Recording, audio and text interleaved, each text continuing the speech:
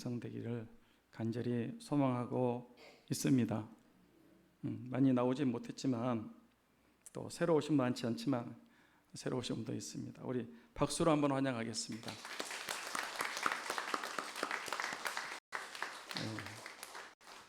새생명 축제 때는 영상 간증을 듣고 있는데 이번에는 오래전에 들었던 이지연 집사님 간증을 한번 다시 듣도록 하겠습니다. 장소도 다르고 환경도 다르고 최신 버전이기 때문에 새롭게 들릴 것 같아요. 이지연 집사님 남편이 이암이었습니다. 그때까지 불교를 잘 믿었는데 남편의 죽음 앞에 불교가 헛되다는 것을 알았고 죽음의 권세를 이기신 부활하신 예수를 믿고 그 죽음의 공포를 이기고 구원받은 간증인데 지금은 부활하신 예수님을 믿고 얼마나 기쁘고 행복하게 사는지 모릅니다. 이 간증 들으면 아마 큰 은혜를 받으실 것입니다. 자, 방송실 한번 시작해 주시기 바랍니다.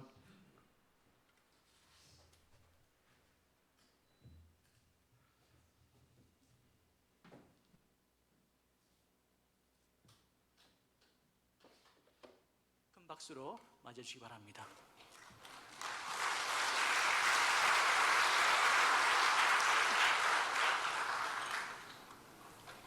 물 잠깐만 먹겠습니다.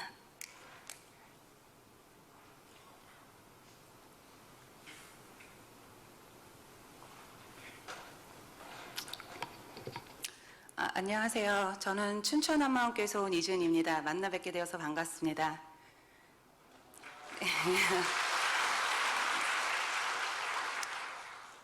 영주에 처음 와봤는데요. 교회가 너무 멋있고요. 그리고 칸타타 맞나요? 하여튼 찬양 너무 좋았습니다. 감사합니다. 저는요 가진 것도 없고요. 이 시간 드러낼 것도 없습니다. 그냥 제 안에 살아계신 예수님만 드러나기를 원하고 또 저의 간증을 통해서 전능자 하나님께서 이 땅에 우리와 동일한 사람으로 오셔서 부활로 무엇을 이루어 놓으셨는지 그것을 전하고자 부족하지만 너무나 기쁜 마음으로 이 자리에 왔습니다.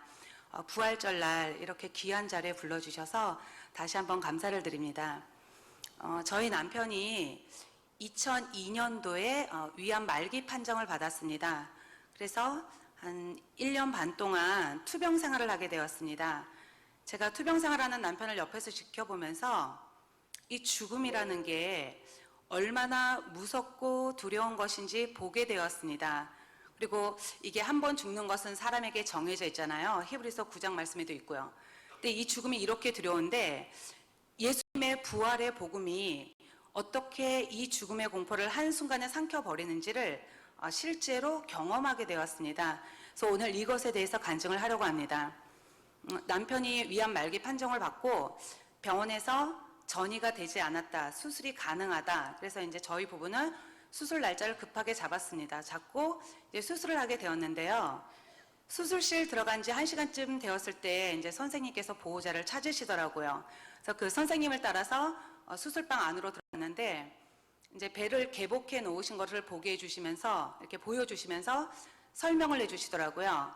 이렇게 12지장을 눌러주면서 이미 암으로 인해서 막혔다. 저희 암 이치가 위 아래쪽에 있었는데요. 그래서 간 쪽으로 전이가 이루어진 상태고 수술을 할 수가 없다. 그래서 위 중간을 꼬매서 소장을 위 중간에다 연결시켜주는 문합 수술을 하겠다고 하셨습니다. 그러니까 밥을 먹을 수 있도록 시간을 벌어준 거죠. 그러고 나서 이제 그래서 저희 부부가 선택할 수 있는 방법이 항암 치료밖에 없었습니다. 그래서 남편이 항암 치료를 받는 동안 병원에 있으면서 암으로 죽어가는 사람들을 이제 본의 아니게 많이 보게 되었어요. 지금은 호스피스 병동이라든지 이런 요양 시설들이 많아서 임종을 앞두면 대부분 그런 시설들로 옮기시잖아요. 근데 제가 있을 당시에는 병원에서 임종을 맞이할 수 있도록 해주셨기 때문에 그냥 자연스럽게 암으로 죽어가는 사람들을 보게 되었습니다. 그리고 그때 당시 저는 불교 신자였고 하나님이 살아계신지 천국이 있는지 지옥이 있는지 전혀 잘 모를 때였습니다. 그리고 이것은 눈에 보이는 것이 아니기 때문에 저한테 누가 하나님을 믿어라, 천국이 있다 이렇게 말을 해도 믿을 수가 없었습니다. 그런데 그 암으로 죽어가는 환자들의 모습을 보면서 사람이 죽을 때 우리 눈에 보이지는 않지만 반드시 누군가가 온다는 사실을 제가 직감할 수 있었습니다.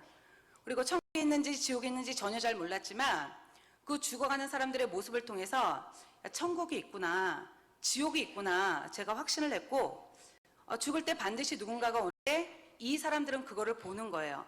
그거 보고 두려움을 넘어서 공포 속에 떨었습니다. 그러니까 이 사람들의 모습을 보는 저도 이 눈에 보이지는 않지만 이 데려오는 대상이 얼마나 두려움의 대상인지, 이 죽음이라는 게 얼마나 무섭고 두려운 것인지 똑똑히 볼 수 있었습니다. 제가 그리고 이 사람들은 죽을 때도 임종을 편안히 죽지를 못하고 끝까지 삶의 줄을 놓지 않으려고 몸부림치는 것을 제가 봤습니다. 제가 병원에 있으면서요, 지금도 잊을 수 없는 한 사람이 있는데요. 그 환자의 이름은 제가 지금 잘 기억하지 못합니다. 근데 그 아내의 이름은 제가 지금도 잊을 수가 없는데요. 이 아내의 이름은 정자였는데 이 아내의 남편도 저희 남편과 동일하게 위암 말기 환자이고, 그리고 또 남편의 상태와 똑같이 장이 막혀서 아무것도 먹지 못해서 기운이 하나도 없는 상태였습니다. 근데 이 상태에서 갑자기 이제 아내의 이름을 막 부르는 거예요. 제가 한번 해보겠습니다. 정자야! 정자야! 무서워! 정자야! 조금 크죠? 근데 이거보다 더 크게 막 소리를 지르셨습니다, 이분이. 근데 그때 저하고 이 환자의 아내하고 병실 밖에서 얘기를 하고 있었는데 이 아내가 이 소리를 듣고 남편 옆으로 뛰어갔습니다. 저도 같이 갔는데 아무것도 먹지 못해서 기운이 하나도 없는 그 환자가 어디서 그런 힘이 났는지, 이렇게 환자가 누워 있잖아요. 그럼 이제 아내가 이쪽 편으로 왔는데 아내가 오니까 이쪽 팔로 아내 목을 가슴 쪽으로 끌어당기면서 꽉 이렇게 끼더라고요. 헤드락을 하면서 같이 죽자고, 혼자 못 간다고, 너무나 무서워서 나 혼자 못 간다고, 같이 죽자고 난리를 치면서 이게 팔로 자기 아내 목을 힘껏 감싸서 숨을 쉬지 못하게 하는 거예요. 근데 제가 이걸 옆에서 보는데 이게 너무 감싸서 숨을 쉬지 못하게 하니까 제가 어떻게 풀어주었는지 잘 기억이 나지는 않지만 이제 환자의 팔에서 아내 목을 떼어 풀어주었습니다. 이런 일이 있고 나서 이제 며칠 뒤에 이 환자가 임종을 하게 되었는데요. 암센터에 있다 보면 대부분의 환자들이 심박이 30 이하로 떨어지면 대부분 죽더라고요. 근데 이 환자도 심박이 30 이하로 떨어졌는데도 죽지를 못하고 이 숨을 가쁘게 쉬면서 쉽게 삶의 줄을 놓지 않는 거예요. 왜 중환자들 보면 여기다가 이렇게 심전도 체크하는 기계를 꼽죠? 그러면 이 기계가 띠딕 띠딕 뛰면서 심장 박동수를 나타내는 기계가 있거든요. 근데 이게 어느 박동수 이하로 떨어지면 경고음을 냅니다. 그래서 소리가 나니까, 경고음이 나니까 제가 속으로 아, 이 사람 죽는구나 이렇게 생각을 했는데 이 사람이 갑자기 이렇게 숨을 끌어올리면서 다시 숨을 쉬는 거예요. 그러면서 또 가쁜 숨을 계속 몰아쉬다가 조금 있다가 이게 또 떨어지는 이제 경고음이 나는 거예요. 그래서 제가 속으로 아, 이 사람 이번에는 정말 죽는구나 이렇게 생각을 했는데 이 사람이 다시 또 이러면서 이 숨을 다시 끌어올리는 거예요.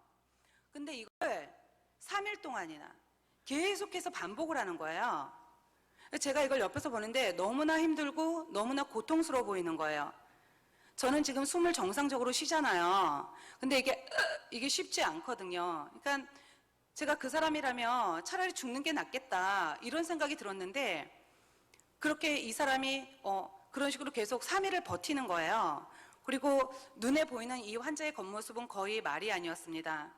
이게 눈에 있는 실핏줄들이 다 터져서 눈에서는 피눈물이 나고, 그리고 아무것도 먹지 못하니까 닝게를 맞는데요. 이 몸이 건강할 때는 상관이 없어요. 없는데 몸이 아프니까 닝게를 맞으니까 몸이 붓는데 조금 붓는 게 아니라 엄청나게 많이 붓습니다. 그러니까 너무 부으니까 나중에는 그 병원에서 제일 큰 환자복이 맞질 않는 거예요. 이거 다 벗기게 되고 입을 수가 없어서 그냥 벗을 수밖에 없었어요. 그리고 이제 속옷도 제일 큰 거, 속옷 한 장만 입고 있었습니다. 그리고 사람이 죽을 때가 되면 장기 중에서 콩팥이 기능을 제일 먼저 멈춘다 그러더라고요. 그러니까 소변이 정상적으로 배출이 되지 못하니까 왜 고무풍선에 물을 가득 넣으면 이게 얇으면서 팽팽해지잖아요. 거기를 바늘로 구멍을 이렇게 뻥뻥뻥 뚫은 것처럼 몸에서 이런 식으로 소변이 빠져나오는 거예요. 그러니까 소변이 나오니까 시트도 젖고 속옷도 젖잖아요. 그런데 너무 부었으니까 이걸 갈아입힐 수가 없는 거예요. 그러니까 이 환자 옆에 가면 소변 냄새가 진동을 하는 겁니다. 이 환자가 그런 모습과 그런 숨소리로 그렇게 3일 버티다가 임종을 하게 되었는데요. 임종할 때도 이 눈을 감지 못하고 눈을 부르뜬 채로 임종을 했습니다. 그래서 이 환자가 죽을 때까지 그때 저희가 4인실에 입원을 했었는데 구정이 있었기 때문에 두 분은 퇴원을 하시고 그분하고 저희 남편은 말기 암 환자였기 때문에 그냥 퇴원을 할 수가 없었어요. 그래서 이 사람의 임종을 고스란히 둘이서 다 본 거예요. 그래서 이 환자가 임종할 때까지 제가 쭉 보면서 이 환자의 모습이 제 눈에 어떻게 보였냐면 이 사람이 지금 죽지 않으려고 삶의 줄을 놓지 않으려고 발버둥 치는 것처럼 보였습니다.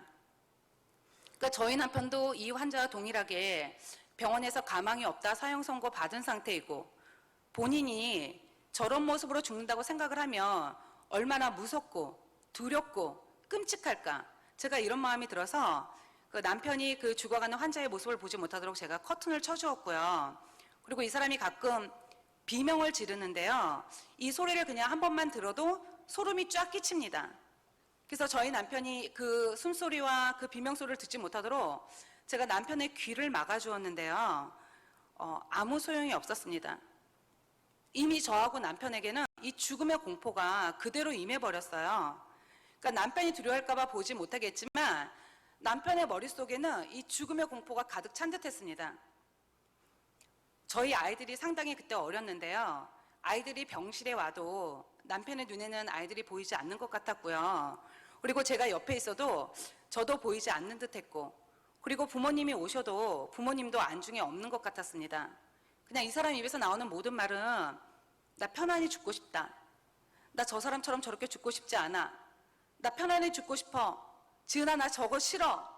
이것만을 계속해서 반복해서 이것만 말을 하는 거예요. 그 왜 영화나 TV 속 드라마를 보면 보통 사람이 죽을 때 유언이라는 걸 하잖아요. 내가 죽은 다음에 뭐 아이들을 잘 부탁한다. 아니면 뭐 우리 부모님 부탁한다 등등 뭐 이런 유언 하잖아요. 근데 그런 유언 없었고요. 오로지 자신이 죽는다는 사실, 오직 이거 하나. 이 사람의 머릿속에는 이 죽음만 있는 거예요. 왜 마음에 가득한 것이 입으로 나오잖아요. 그게 어느 날 행동으로 나오기도 하고요. 그러니까 저희 남편의 마음과 머릿속에는 자신이 죽는다는 사실, 이거 외에는 아무것도 보이지가 않고 아무것도 들리지가 않는 거예요. 그런데 더 놀라운 사실은 뭐냐면요. 남편도 남편이지만 제가 이 죽음이 너무나 두려웠다는 거예요. 실제 죽는 건 제가 죽는 게 아니고 남편이 죽는 거거든요. 저는 그때 아주 건강했는데요. 이 죽음의 문제가 이 죽음이 얼마나 무섭고 두려운지 제가 아무것도 생각할 수 없는 공황 상태가 되어버렸습니다. 그러니까 저는 건강하니까 제가 죽는다고는 한 번도 생각을 해보지 않았는데 제가 죽음 앞에 실제로 딱 서게 된 겁니다. 그때 당시 저희가 이제 장이 막히고 연결해준 수술도 나중에는 시간이 지나서 장이 다 막혀버렸어요. 그거조차도. 그래서 마지막 입원을 했는데 그게 이제 남편이 죽기 2달 반 동안 엄청나게 많은 일들이 생겼는데요. 어떤 일들이 생겼냐면 남편이 하던 사업이 망했습니다. 망해서 병실에 빚쟁이가 찾아왔는데 남편이 건축계통 일을 했는데요. 그 빌라를 짓고 있었는데 마지막 입원을 하고 이제 현장 소장이 가망이 없다는 것을 알게 되면서 돈을 들고 도망을 가버리는 바람에 이제 건축주가 병실에 찾아왔습니다. 그리고 제가 목동에 집이 있었는데요. 여기 되게 비싼 곳인데 그 집에는 차압이 들어오게 생겼고 그리고 아이들은 3살, 4살로 너무나 어렸습니다. 그리고 제가 남편의 회사를 정리하면서 보니까 그 은행권을 정리를 하는데 신용 대출을 받은 게 있더라고요. 그래서 제가 통장 정리를 해보니까 한국마사회 이렇게 빵원이 될 동안 이 돈을 경마로 모두 탕진하고 저에게 경마 빚까지 안겨주었습니다. 그리고 회사를 운영할 수 없어서 이 회사를 친구에게 맡겼는데 이 친구가 부가세도 내지 않고 세금 배산설은 또 막 남발을 해가지고 저희에게 엄청난 세금 폭탄을 안겨주었습니다. 그리고 가장 결정적으로 여자의 마지막 선을 무너뜨린 사건이 있었는데 그건 바로 남편의 외도 사실이었습니다. 제가 회사를 정리하면서 이런 부분에 대해서 소문을 듣기는 했지만 저는 정말 이런 부분에 대해서는 0.00001%라도 의심을 해본 적이 없었기 때문에 한 귀로 듣고 한 귀로 흘렸는데 어느 날 이 여자가 병실에 찾아왔습니다. 그래서 제가 그때 알게 되었습니다. 그리고 제가 이제 쫄딱 망하게 생겼으니까 제가 다 정리하면 이제 거리에 나앉게 생겼더라고요. 집을 얻을 수도 없을 정도가 되더라고요. 그러니까 제가 이렇게 쫄딱 망하게 생겼으니까 이 돈 앞에서 시댁이 친정 부모님이 이제 친구들이 모두 다 등을 돌려버렸습니다.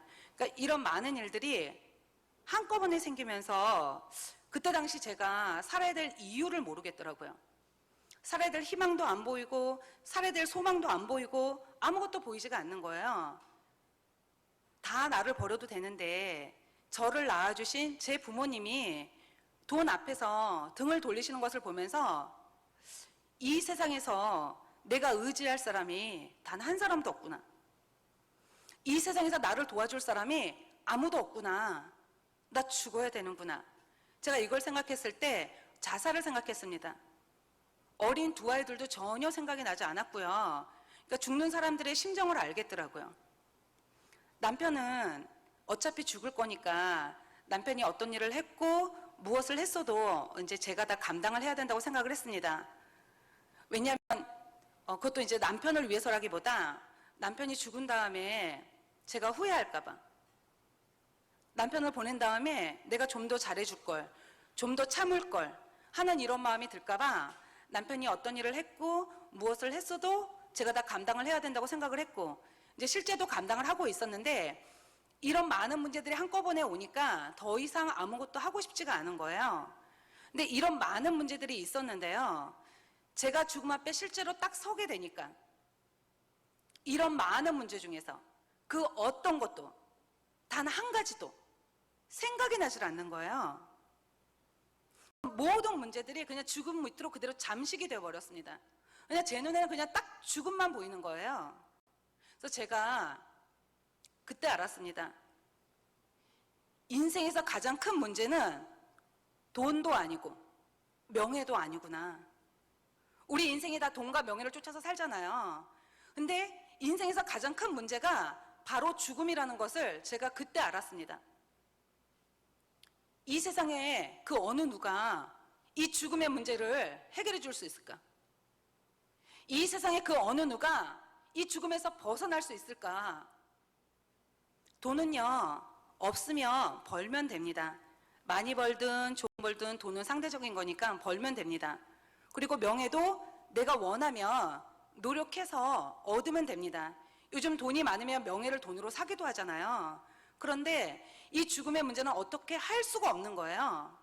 그러니까 이 죽음 앞에서 그냥 남편하고 저는 공황 상태인 거예요. 근데 제가 이런 상태였는데 앞에 환자가 죽고 나서 며칠이 지난 다음에 밤에 잠을 자는데요. 왜 이렇게 병원 가면 환자 침대가 조금 높고 보호자 침대가 조금 낮게 있잖아요. 제가 밤에 잠을 자는데 갑자기 남편이 발로 저를 막 이렇게 막 뻥뻥 차더라고요. 그래서 제가 놀라서 깼는데 남편이 막 울면서 화를 내면서 막 벌벌 떨면서 내가 너를 얼마나 불렀는데 왜 일어나지 않냐고. 내가 너를 얼마나 불렀는데 왜 대답하지 않냐고. 나를 데리러 왔다고. 너무나 무섭다고.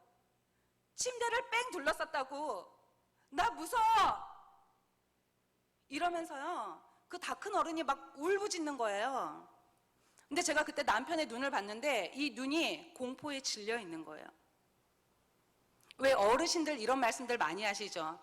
저희 부모님은 예수님을 안 믿어서 그런지 이런 말씀 많이 하세요. 사람이 죽을 때가 되면 몸이 허해져서 헛게 보여서 그렇다고.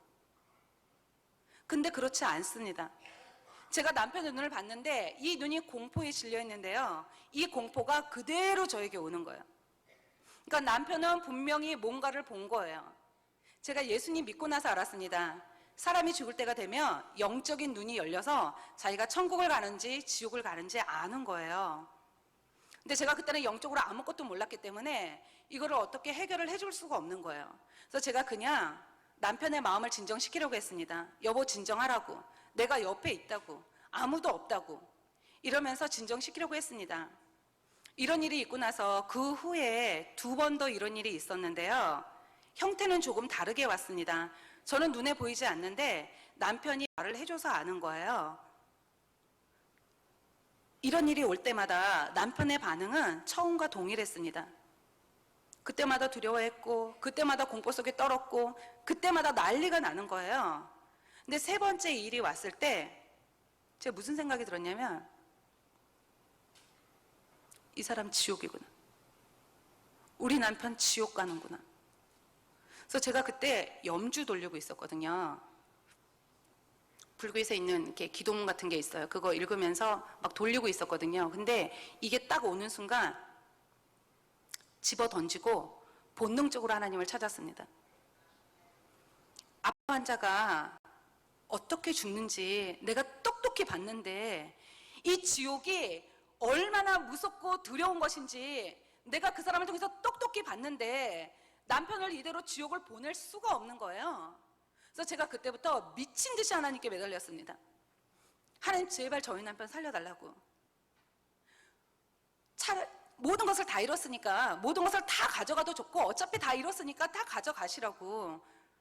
다 가져가도 좋으니까 제발 저희 남편 살려달라고. 살려만 주시면 이제는 제가 하나님 원하시는 대로, 하나님의 뜻대로, 하나님의 종으로 살 테니까 하나님 제발 저희 남편 살려달라고. 남편을 이대로 지옥을 보낼 수가 없어요, 하나님. 지옥이 너무나 무서워요, 하나님. 이러면서 제가 막 기도를 했었는데 뭐 기도인지 뭔지 하여튼 제가 막 미친 듯이 막 하나님께 이렇게 말을 했습니다. 그래서 제가 그때부터요 완전히 얼굴에 철판을 깔았습니다. 아무것도 안 보였고요, 아무것도 들리지 않았고요, 그냥 남편을 살려야 한다는 이 생각만 제 머릿속에 가득 찼고 남편을 이대로 지옥을 보낼 수가 없는 거예요. 그래서 그때부터 제가 병원에서 그 병동 안을 막 돌아다니면서 누가 교회를 다닌다 이 소리만 제 귀에 들리면 제가 그 사람에게 찾아갔습니다.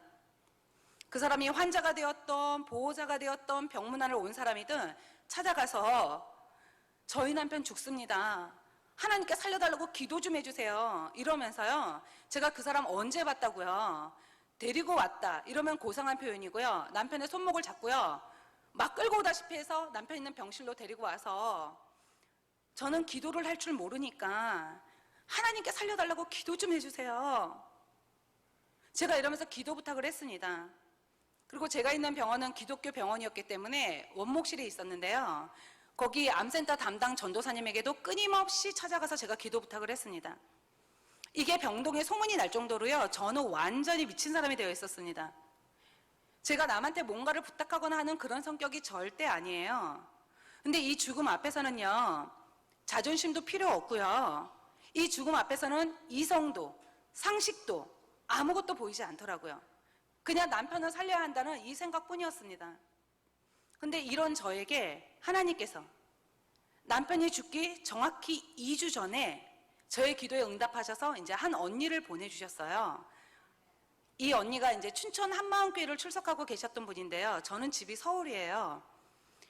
하고 계셨는데 그 원목실에 계신 전도사님께서 암센터에 가면 몇 호실에 가면 누구누구 환자가 있으니까 이 환자는 가서 기도를 꼭 해줘야 된다, 그래서 기도해주고 퇴근을 해라, 그래서 이 기도 부탁을 받고 이 언니가 이제 저희 부부에게 기도를 해주러 왔었어요. 왜 대학병원 가면 암센터, 심장센터 이렇게 센터들이 있잖아요. 근데 이 언니는 암센터 담당이 아니고 다른 센터 담당이에요. 근데 이 언니가 전도사님의 부탁을 받고 기도해주러 오신 거죠. 그러니까 시간이 지나고 보니까 이 모든 것이 하나님의 인도하심이었습니다.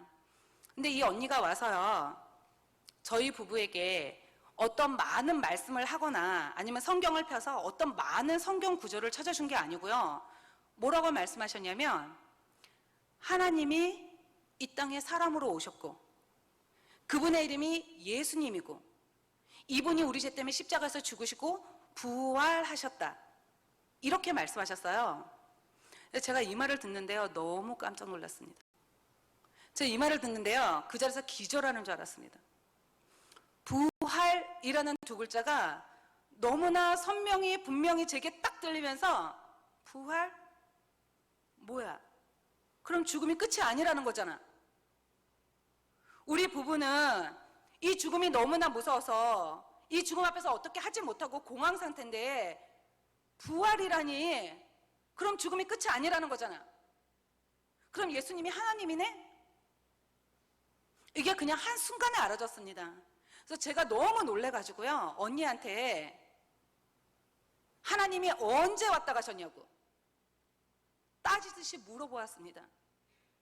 그러니까 언니가 2000년 전에 왔다 가셨다는 거예요.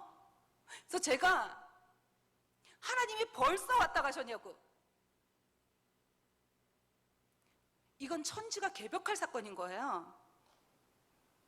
그래서 예수님이 부활하셨으면 이분이 하나님이 맞다고. 그러니까 부활로 예수님이 누구신지 알아지는 순간 그냥 알겠더라고요. 내가 이분을 믿지 않았구나. 그래서 제가 언니한테 나 예수님 믿지 않았다고. 내가 정말 예수님이 하나님인 줄 나는 정말 몰랐다고. 저는요, 예수님이 그리스 로마 신화에서 나오는 것처럼, 이 신화가 사람들이 만든 거잖아요. 그런 것처럼 교회 다니는 사람들, 기독교인들이 만든 신인 줄 알았지 예수님이 살아계신 하나님인 줄을 정말 몰랐거든요. 그래서 제가 언니한테 난 정말 몰랐다고. 내가 이분을 믿지 않고 살았다고. 제가 믿겠다고 언니한테 얘기를 했습니다. 제가 원래 남한테 피해 주는 것도 싫어하고 당연히 피해 받는 것도 싫어합니다.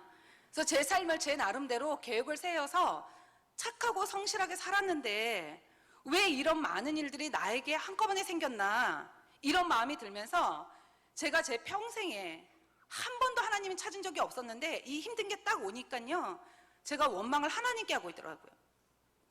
제가 있는 병원에 5층에 예배당이 있었는데요, 거기 문을 그냥 팍 열고 들어가가지고 맨 처음에 하나님이라고도 안 그랬어요. 막 삿대질하면서 당신 나한테 왜 이러시냐고. 내가 뭘 그렇게 잘못해서 내가 이걸 한꺼번에 다 겪어야 되냐고. 당신 나한테 왜 이러시냐고. 이러면서 제가 막 울고불고 1시간 동안 난리를 쳤거든요. 그런데 부활로 모든 사람에게 믿을 만한 증거를 주셨는데도 불구하고 내가 이분을 믿지 않고 내가 내 인생의 주인 되어서 내 육체가 원하는 대로, 내 마음이 원하는 대로 산 삶의 결과가 그 모양 그 꼴이더라고요. 누구 때문도 아니고요, 환경 때문도 아니고요. 사람이 힘든 게 오면 막 탓하잖아요. 내가 부모를 잘못 만나서 그래, 내가 못 배워서 그래, 내가 돈이 없어서 그래, 이러면서 막 환경을 탓하잖아요. 근데 저도 그랬거든요. 내가 저 인간 만나서 그래, 나한테 남은 거는 어린 두 아이하고 빚밖에 없어, 이랬는데요, 제가 이게 딱 알아지니까 내가 예수님을 믿지 않고 내가 주인 되어서 살았기 때문에 이렇게 됐구나. 아들을 주셨는데도. 그래서 제가 하나님께 회개하고 믿겠다고 했습니다. 그리고 남편이 말기 암 환자였기 때문에 진통제 중에서 가장 센 진통제 중에서 그 마약성 진통제 중에 몰핀이라고 있습니다. 이거를 맞으면요, 말도 어눌하게 하게 되고 소리도 잘 들리지가 않습니다. 남편이 이런 상태였고, 그리고 죽기 2주 전이라 동공이 거의 풀려 있는 상태였는데 이 동공을 모으면서 너무나 간절한 눈빛으로 저희 남편도 이 복음을 들었고 우리 부부는 예수님을 마음의 주인으로 영접하였습니다. 부활의 복음을 듣는 순간 이 죽음의 공포가 여기서부터 떨리던 거, 어떻게 할 수 없는 거, 이게 한순간에 사라지고 마음의 평강이 임하는 것을 제가 알 수 있었습니다. 예수님의 부활이 이 죽음의 공포를 한순간에 삼켜버린 것입니다. 할렐루야. 예수님을 영접하고 나서, 그러니까 2주 후에 2004년 2월 14일 이날이 토요일날 저녁이었는데요, 제가 있는 병원에는 임종을 앞두면 1인실로 옮길 것을 권합니다. 이제 옮겨도 되고 옮기지 않아도 되는데 이제 저희 부부는 1인실로 옮겼습니다. 그리고 저희 시어머니께서 간호사셨기 때문에 오늘은 넘기겠다, 그래서 집에 갔다가 내일 오신다 하시고 가셨어요. 그래서 1인실에 단둘이 있게 되었는데 제가 주는 나를 기르시는 목자요, 이 찬양이 생각이 나더라고요. 저 이 찬양 잘 모르는데요, 그냥 제가 아는 만큼 아는 대로 남편에게 불러주었습니다. 그러고 나서 남편에게 여보 이제 편안히 가라고, 내가 회사도 금요일까지 다 정리를 했거든요.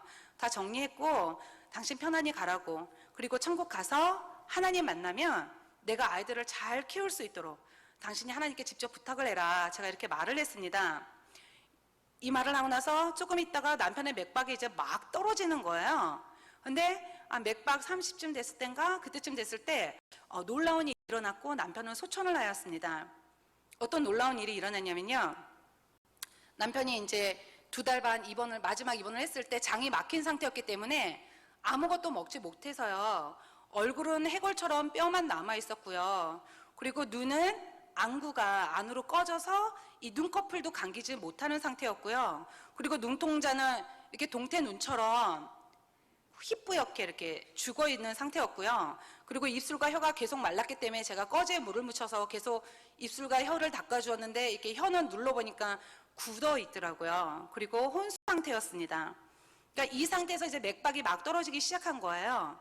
그래서 제가 의사 선생님을 불렀는데 선생님이 도착하시기도 전에 이 사람이 갑자기 아주 환하게 웃는 거예요. 입술이 얼굴의 반인 거예요. 한박 웃음을 쫙 짓는 거예요. 그래서 제가 이걸 위에서 이렇게 내려다보잖아요. 내려다보는데 너무 놀라가지고요. 제가 지금 앞에서 남편의 상태를 말씀드렸잖아요.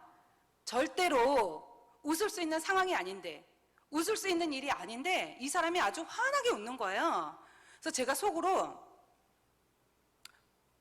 누가 데리러 왔는데 어이없어서 웃나?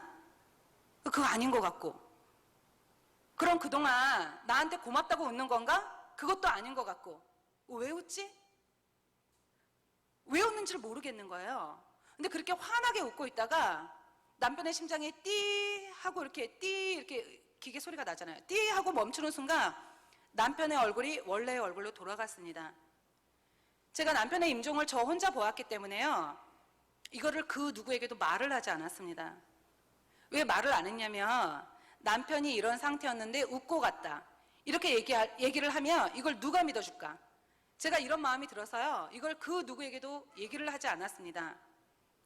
남편을 이렇게 보내고 나서 저의 하루 일과는요, 아침에 일어나면 어린 두 아이들을 이렇게 씻어서 챙겨서 남편이 유골이 안치되어 있는 낙골당에 가서 거기서 시간을 보내고, 오후가 되면 일선에 있는 호수공원으로 넘어와서 거기서 또 시간을 보내고 저녁이 되어서 집으로 돌아갔습니다.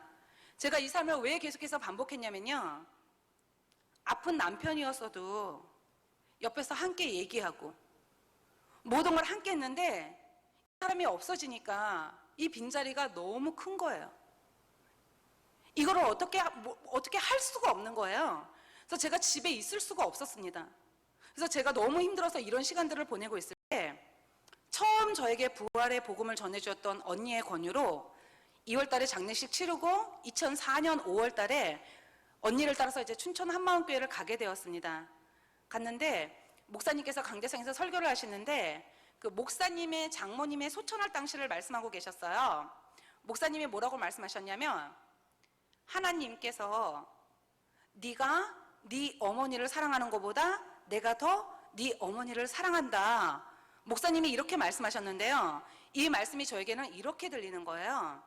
지은아, 네가 네 남편을 사랑하는 것보다 내가 더 네 남편을 사랑한다. 지금 나와 함께 있다. 이렇게 들리는 거예요. 어떤 신비한 음성이 들린 게 아니고요, 마음에서부터 이렇게 음성이 확 들리는 거예요. 저 이거 처음 경험해 봤거든요. 근데 제가 이게 딱 들리는 순간, 이 사람 천국 같구나, 이 사람 천국 같네, 내가 나중에 가서 만나면 되는구나. 그래서 제가 아이들한테 가서, 얘들아, 니네 아빠 천국 가셨어, 우리가 나중에 가서 만나면 돼. 제가 이렇게 아이들한테 얘기를 해줬고요. 그리고 나서 남편에 대한 모든 생각을 접었습니다. 산 사람은 살아야 되니까 잊자 해서 제가 접은 게 아니고요, 남편이 천국 간 게 너무나 확실하고 내가 나중에 가서 만나면 되니까 남편에 대한 모든 생각이 그냥 일순간에 탁 끊어졌고, 제가 그들도 그 뒤로 낙골당도 가지 않았고 이렇게 머리에 꽂은 하얀 핀도 제가 이렇게 뽑아서 버렸습니다. 남편에 대한 아쉬움도, 남편에 대한 안타까움도, 남편에 대한 미안함도 그 어떤 것도 생각이 나지 않았고 마음에 이렇게 평강이 임했습니다. 이런 일이 있고 나서, 그러니까 춘천한마음교회를 갔다 오고 나서 시간이 좀 지난 다음에요, 제가 하나님께 기도를 했었는데요. 혹시 저 같은 생각을 하셨는 분이 계셨는지 모르겠어요. 제가 갔다 와서 하나님께 기도를 했었는데요. 어떤 기도를 했었냐면, 하나님, 남편이 천국 간 거 너무나 확실하고 맞는데요. 그런데 하나님, 제 기도에는 응답하지 않으셨잖아요. 제가 병원에 있을 때 남편을 살려달라고 그렇게 간절히 기도했는데 하나님 어쨌든 저희 남편 데려가셨잖아요. 그러니까 제 기도에는 응답하지 않으셨다고. 이러면서 제가 이거를 하나님께 한 번 기도한 게 아니고요, 아주 여러 번 많이 기도를 했었습니다. 근데 그런 저에게 하나님께서 어느 날 새벽 기도 중에 관점을 바꾸어 주셨습니다. 사람의 눈에서 하나님의 눈으로.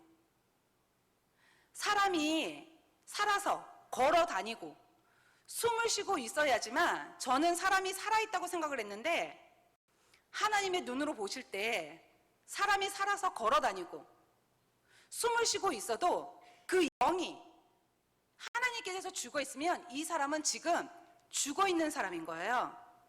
왜냐하면 죽으면 지옥이니까.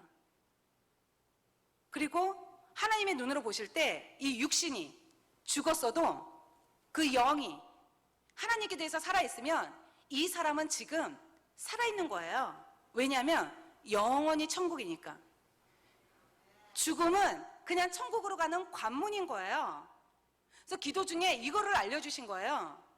그래서 제가 하나님이 내 기도에 응답하신 것이 맞구나. 내 기도대로 정말 우리 남편 살려주셨구나. 내 기도에 응답하셨구나. 제가 이게 정확해지면서요, 남편이 죽은 다음에 그 조금 남은 찌꺼기들이 있었는데 이게 싹 사라지고 그때부터 마음에 완전히 평강이 임했습니다. 예수님이 부활하셔서 죽음이 끝이 아니라는 것을 우리에게 보여주셨고, 그리고 부활하셨는데 이런 썩을 몸으로 부활한 게 아니라요, 신령한 몸으로 부활하셨잖아요. 고린도전서 15장에 보면은 잠자는 자의 첫 열매가 되셨다고 그러셨잖아요. 근데 이 몸은 누가복음 24장에 보면은 잡수시기도 하시고, 요한복음에 보면은 문들이 닫혔는데 문을 통과하시고, 시 공간도 초월하시고, 사도행전 1장에 보면은 승천하시잖아요. 만유인의 법칙도 깨시고. 그러니까 부활하셔서 너네도 나와 동일한 몸으로 너희도 부활한다. 이 부활체를 우리에게 보여주신 거 있잖아요. 그러니까 부활로 산 소망을 주셨기 때문에 제가 더 이상 뒤돌아보거나 슬퍼하지 않았습니다. 이 부활의 복음이 저를 살렸습니다. 이 부활의 복음이 내가 사랑하는 남편, 내가 사랑하는 아이들, 우리 가정을 살렸습니다. 너무나 힘들고 너무나 고통스러운 시간들이었는데요, 제가 부활하신 예수님 한 번만 딱 붙들고요, 모든 걸 이길 수 있었고요. 너무나 길고 어두운 터널이었는데 여기는 어둠이라 그러시잖아요. 어둠에서는 빛만 봐야 되거든요. 제 빛 대신 예수님 한 번만 딱 붙들고요, 그냥 쭉 빠져나올 수가 있었습니다. 제가 빠져나올 때요, 힘든 줄도 몰랐습니다. 그냥 세상은 온데간데 없고 주님하고 저만 딱 보이는 거예요. 그래서 제가 저에게 이 부활의 복음을 전해준 언니를 생각하며 지금도 너무나 감사합니다. 만약 저에게 이 복음을 전해주는 자가 없었다면, 만약 제가 이 부활의 복음을 듣지 못했다면 저는 아마 이 세상에 없는 사람이 되었을 것입니다. 오늘 이 자리에 서지도 못했고요. 왜냐하면 제가 자살을 생각했었기 때문입니다. 이 복음을 전하는 자의 발이 너무나 아름답습니다. 제가 이 복음을 듣고 제가 살아나고 나서 나 같은 사람이 있겠구나. 저처럼 갈 길을 모르고 눌리고 포로된 영혼들이 있겠구나. 제가 갈 길을 몰랐잖아요. 나도 이 영혼들에 가서 이 부활의 복음을 전해야 되겠다고 생각을 했습니다. 갈급한 영혼에게 입술을 열기만 하면 성령께서 역사하시고 그 영혼을 살리실 수가 있는데, 제가 이 복음을 받고도 입술을 열지 않고 전하지 않는다면 하나님께서 저에게 핏값을 취하는 것이 너무나 마땅하고 당연하다는 생각이 들었습니다. 제가 왜 로마서 10장 14절에서 15절의 말씀처럼 복음을 전한 자의 발이 아름답다고 했잖아요. 전하지 않는데 어떻게 들을 수 있겠습니까? 그래서 제가 이때부터 부활의 복음을 전하기 시작했습니다. 제가 어느 응급실에 갔었는데 누구 부탁을 받고 갔는데 격리실에, 중환자실에 격리실에 혼자 계시더라고요. 그래서 이분에게 가서 혼수 상태고 모든 기계를 꽂고 있고 반응이 전혀 없는 분인데 제가 손을 잡고 복음을 전했는데 생체 기능은 거의 없지만 반응을 하시더라고요. 그리고 하나님이 함께 하신다고, 두려워하지 말라고. 그러고 나서 제가 왔는데요. 아침 일찍 새벽에 가서 복음을 전했는데 2시쯤 연락이 왔더라고요. 소천하셨다고. 그래서 제가 나 안 갔으면 큰일 날 뻔했구나. 하나님이 저에게 핏값을 칠 뻔했구나. 이 마음이 들더라고요. 앞에서 말씀드린 것처럼 인생에서 가장 큰 문제는 이 죽음이고 이 죽음 앞에서는 아무것도 문제가 되지 않았습니다.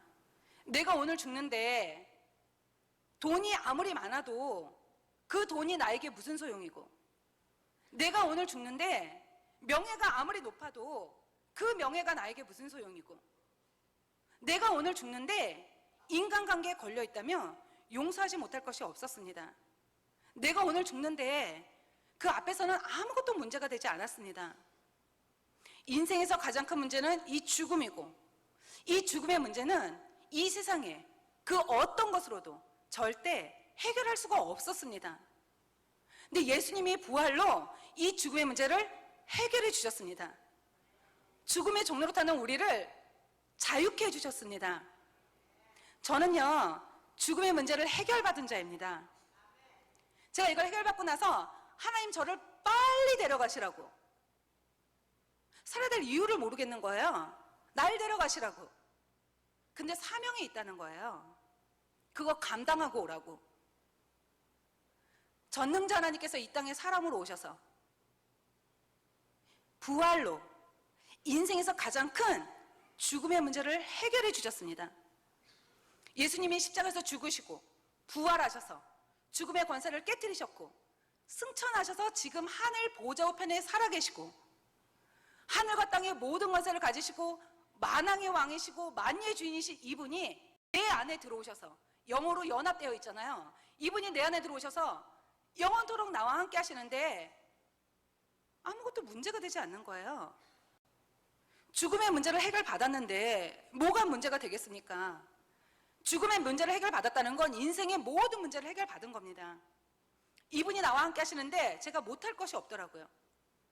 제가 이게 알아지면서 빌립보서 4장 13절에 나에게 능력 주신 자에서 내가 모든 것을 할 수 있다. 이 바울의 고백이 무슨 고백인지 제가 알게 되었습니다. 죽으면 이 썩은 몸 벗고 신령한 몸을 입는데 이분이 나와 함께 하시는데 두렵지가 않은 거예요. 저 33살에 혼자 되었고요. 전업주부였고요.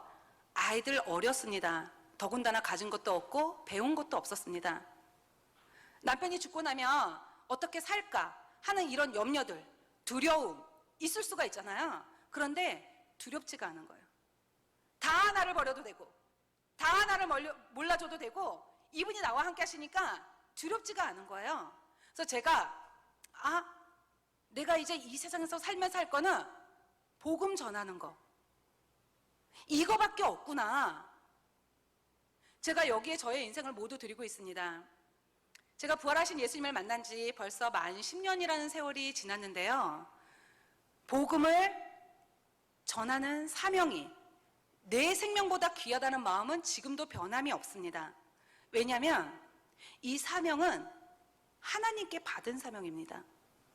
요한복음 20장 21절에 아버지께서 나를 보낸 것 같이 나도 너희를 보내노나. 하나님께 받은 사명입니다. 그래서 제 삶의 목적은 복음을 전하고 이 영혼을 양육해서 다른 누군가에게 복음을 전할 수 있도록 돕는 것. 이게 제 삶의 목적입니다. 하나님, 천국, 지옥 이것은 눈에 보이는 것이 아닙니다. 저는 남편을 통해서 그런 세계가 있는가 보다 하는 생각을 했지만 저 같은 경험이 없는 분들도 계시잖아요. 근데 하나님께서는 예수님의 부활로 보이지 않는 세계를 다 믿을 수 있도록, 저 같은 경험이 있던 없던 모든 사람이 믿을 수 있도록 부활의 표적을 주셨습니다. 전능하도 믿을 수 있을 만큼 누구나 쉽게 믿을 수 있도록 이 증거를 주셨습니다. 사도행전 17장 30절 31절 말씀에 이렇게 기록이 되어 있습니다. 알지 못하던 시대에는 하나님이 허물치 아니하셨거니와 이제는 어디든지 사람을 다 명하사 회개하라 하셨으니 이는 정하신 사람으로 하여금 천하를 공의로 심판하라를 작정하시고 이에 저를 죽은 자 가운데서 다시 살리신 것으로 모든 사람에게 믿을 만한 증거를 주셨음이니라 함이니라. 하나님이 모든 사람이 믿을 수 있어 주신 증거는 예수님의 부활의 표적뿐입니다. 그리고 예수님 당시에도 예수님이 정말 하나님이신 증거를 보여달라고 하던 사람들에게 예수님께서는 마태복음 12장 39절에 악하고 음란한 세대가 표적을 구하나 선지자 요나의 표적밖에는 보일 표적이 없다라고 말씀하셨습니다. 여기서 밖에는요 낫승밭입니다. 이 표적밖에 없다라고 예수님도 말씀하셨습니다. 그러니까 예수님의 말씀처럼 보이지 않는 영적인 세계를, 보이지 않는 하나님을 확실히 믿을 수 있는 증거는 부활의 표적뿐입니다. 그리고 부활은 역사적 사건입니다. 제가 어느 택시기사분한테 전도를 했는데요, 그분이 부활을 부인하시는 거예요. 그래서 제가 아저씨가 부인을 하시던 믿던 안 믿던 예수님 부활하셨다고 역사에 기록이 돼 있고 4대 성인 중에 한 분이다, 이렇게 말씀드렸어요. 그러니까 가만히 계시더라고요. 그리고 부활로 예수님이 이 땅에 오신 하나님이신 확실한 증거입니다. 그래서 예수님의 제자들도 예수님을 믿는다고 다 고백했는데 3년 6개월 동안 쫓아다녔는데 예수님이 십자가에서 돌아가실 때 다 부인하고 도망갔거든요. 근데 요한복음 2장 22절에 보면 죽은 자 가운데서 살아나신 후에야 제자들이 이 말씀하신 것을 기억하고 성경과 및 예수의 하신 말씀을 모두 믿었더라. 부활하신 후에야 성경의 예언대로 부활하신 이분이 하나님이구나, 성경의 모든 말씀이 사실이구나. 그래서 거기에 도마가 부활하신 예수님 앞에 나의 주 나의 하나님이라고 정확히 굴복을 했고, 사도 바울 선생님도 다메섹으로 가다 부활하신 예수님을 만나고 나서 이분이 하나님이구나, 부활의 예수님을 만나고 굴복을 했습니다. 예수님이 성경의 예언대로 이 땅에 사람으로 오셨고, 성경의 예언대로 우리 죄 때문에 십자가에서 죽으시고, 성경의 예언대로 3일 만에 부활하셨습니다. 그리고 로마서 14장 9절에 보면요, 죽고 부활하신 이유가 우리의 주인 되시기 위해서라고 기록이 되어 있습니다. 그러니까 부활로 믿을 만한 증거를 주는데도 불구하고 이분을 주인으로 믿지 않고 마음 중심에 내가 여전히 주인 돼서 사는 이 죄가 바로 지옥 갈 죄인 것입니다. 부활로 모든 사람에게 믿을 만한 증거도 주시고 우리의 주인 되셨음에도 불구하고 여전히 내가 주인 돼서 사는 이 죄, 이 죄를 하나님께 회개하고 아들을 주셨잖아요. 근데도 마음에서 배척했잖아요. 이 땅에 없는 부활로 증거를 주셨는데도 마음에서 버렸잖아요. 이거를 하나님께 회개하고 예수님을 마음의 주인으로 믿으면 영생뿐만 아니라 풍성한 삶을 살게 됩니다. 말씀으로 천지를 창조하신 하나님께서, 말씀으로 천지를 창조하셨잖아요. 그 전능자 하나님께서 이 땅에 사람으로 오셔서 우리 죄 때문에 십자가에서 죽으시고 부활하셔서 나의 주인 되어주신 이 사건은 너무나 크고 중요한 일입니다. 제 인생에 이것만큼 크고 중요한 일이 없기 때문에 제가 살면서 어떤 힘든 일이 일어나도 전능자님이 나 때문에 죽고 부활하신 것보다 더 클 수가 없는 겁니다. 제가 어느 날 기도를 하는데 아들을 내어주신 하나님이 울고 계시는 거예요. 아들을 내어주신 이분 앞에서 제가 무엇을 더 중요하게 생각할 수 있겠습니까? 돈의 문제도, 자식의 문제도, 물질의 문제도, 죽음도, 남편도, 그 어떤 것도 이분 앞에서 제가 더 중요하게 여길 수가 없습니다. 아무것도 없습니다. 그래서 저는 제 인생에서 이걸 붙들고 있기 때문에 제가 살면서 어떤 힘든 일이 일어나고 어떤 것이 들어와도 예수님의 말씀을 붙들고 예수님의 주인 되심을 붙들고 일어나는 오뚜기 신앙으로 살고 있습니다. 제가 주인된 자리에서 내려와서 예수님을 주인으로 모신 삶은 천국의 기쁨과 평강을 누리는 삶이었습니다. 여러분 모두 오늘 혹시 처음 오신 분 계신지 모르겠습니다. 예수님을 주로 묻는 것은 이 땅에서 생명뿐만 아니라 풍성한 삶을 살게 됩니다. 여러분 모두 부활하신 예수님을 마음의 주인으로 믿으심으로 말미암아 풍성한 삶을 누리시기를 원합니다. 저처럼 부족한 사람을 이 귀한 자리에 불러주셔서 부활하신 예수님의 영광을 드러낼 수 있도록 인도해 주신 하나님께 감사를 드리고 제일교회 목사님과 성도 여러분들께 다시 한번 감사를 드립니다. 감사합니다.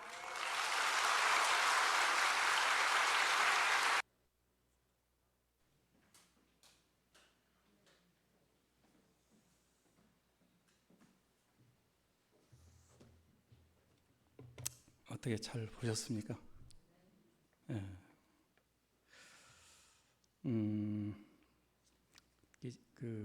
이지연 집사님 간증이 사실인 것 같아요? 꾸며낸 것 같아요? 예.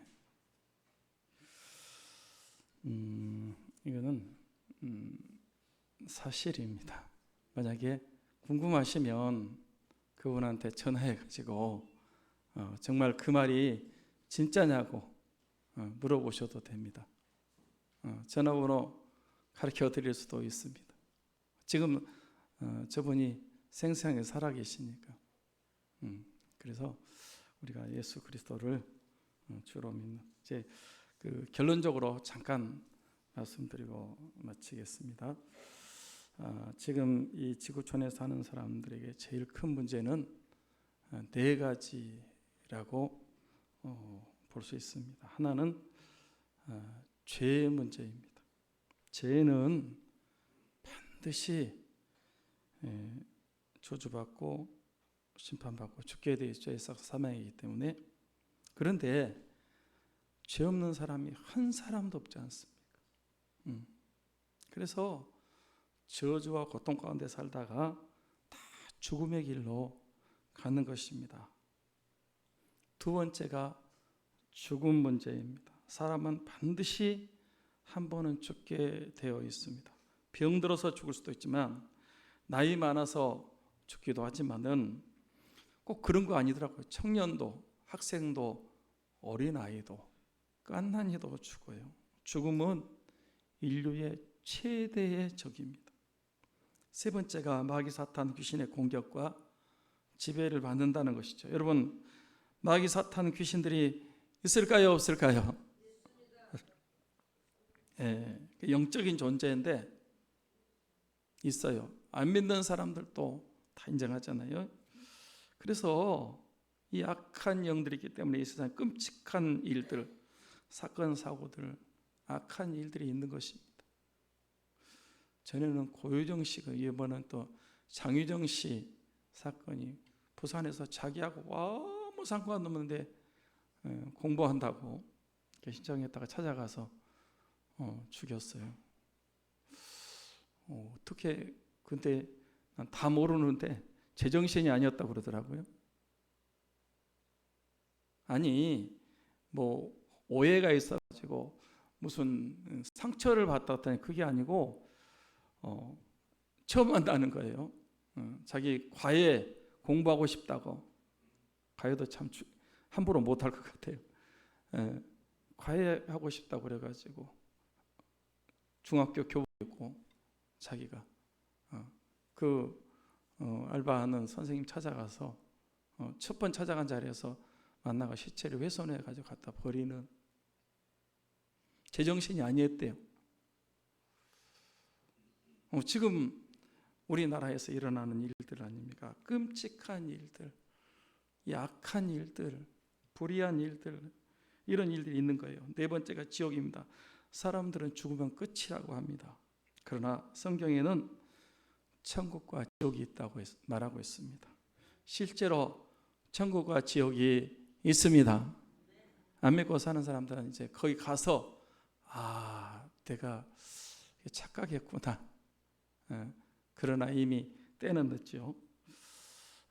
예수님 안 믿고 죽으면 바로 지옥 가는데, 지옥은 한번 들어가면 영원히 나올 수 없는 그곳에서, 그 불 속에서 고통과 형벌을 세세토록 받게 되어 있습니다. 이렇게 모든 인간은 죄, 죽음, 마귀 사탄, 지옥, 이렇게 우리 인간의 힘으로, 능력으로, 노력으로 해결할 수 없는 문제를 예수님께서 십자가에서 죽으심으로 단번에 해결해 주신 줄 믿습니다. 예수님이 십자가에 필려 죽으심으로 우리 죄 문제, 대속, 그 다음에 죽음 문제, 벌벌 떨고 일생 동안 죽음의 종로로 다는데 예수님 다 믿으면요, 죽음에서 자유하게 돼요. 네. 죽음 문제, 마귀 사탄 귀신을 멸하셨기 때문에 여러분 더 이상 그 벌벌 떨지 않아도 해요. 그리고 지옥 가지 않고 천국 가는 길을 열어주셨습니다. 이제 저와 여러분들이 그 십자가에 못 박히시고 부활하신 예수님을 믿으면 모든 죄 사함 받고 구원받고 새 생명 얻고 복된 삶을 살고 행복하게 살고 천국에 가는 것입니다. 예수님은 우리 죄 사함 받도록 해서 내 죄 대신 십자가에 죽으셨지만 사흘 만에 부활하셨습니다. 그 예수 그리스도를 진정으로 믿으며 새 생명, 부활의 생명을 얻고 참된 기쁨과 평강 가운데 또 영육간의 복을 받고 이 세상 떠나는 날 천국 가고 예수님 재림하신 날 부활 생명으로 영원히 살아나서 천국에서 살게 될 줄 믿습니다. 그래서 오늘 이제 간증을 들었지만은 그 예수 그리스도를 지식으로 믿지 말고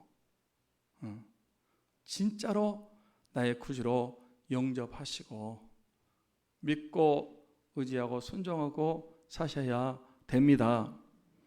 내가 주인으로 믿는 사람들은 아직 예수님 안 믿는 사람들, 교회는 다니고 예배는 드리고 말씀은 듣지만은 아직 그 사람은 주인이 안 바뀌어서 예수님 안 믿는 거예요. 종교 생활만 하는 거예요.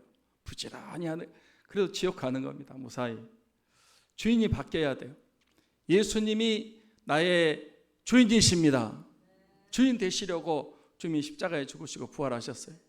그래서 나의 주인이 주님이시다라는 사실을 꼭 기억하시고 진짜 주인 자리에서 내려오시고 예수님을 주인으로 모시고 그 믿고 살면요 걱정 없어요. 어떤 문제, 뭐 수많은 문제도 주님이 다 해결하십니다. 그리고 풍성한 삶을 살고 생명 얻고 또 풍성이 얻고 평안과 기쁨 가운데 살다가 천국 가는 줄 믿습니다. 부활이요 생명이신 예수 그리스도를 우리가 믿고 이 부활의 생명으로 믿음으로 사시는 우리 성도님들이 다 되시기를 주님의 이름으로 축복합니다. 기도하겠습니다. 하나님 아버지